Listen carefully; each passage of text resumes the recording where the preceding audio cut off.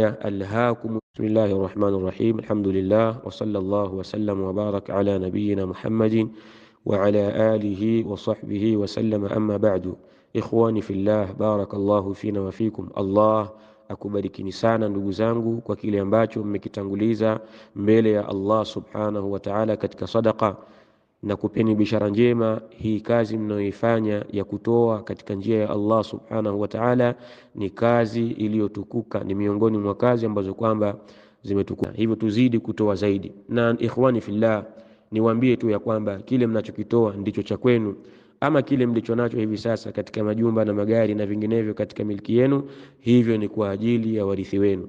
Mtume alayhi salatu wasalam akielezea aya alhaakumut takathuru, kumekushughulisheni wingi wa kutafuta mali. Mtume alayhi salatu wasalam yaqulu ibnu adama, anasema ibnu adama, mali mali, mali yangu mimi, mali yangu mimi, mimi nina mali kadha, nina mali kadha.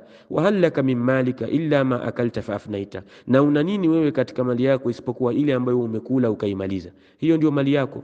Au ma labista fa ablaita, au kile ulichokivaa ukakichakaza, hicho ndicho mali yako.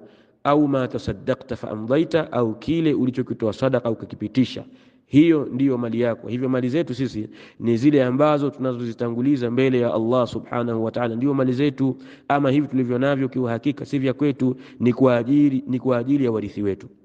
Hivyo tutangulize sadaqa zetu kwa Allah subhanahu wa ta'ala, na hasa katika sehemu kama hizi ambazo zinahitajia sehemu kubwa ya uchangiaji kutoka kwenu ikhwan. Lakini pia tujue ya kwamba sadaka zetu ndiyo vivuli vyetu siku ya kiyama. Kadiri mtu anavyotoa katika sadaka yake, ndivyo ambavyo kivuli chake kitakuwa kikubwa mbele ya Allah subhanahu wa ta'ala يوم القيامة.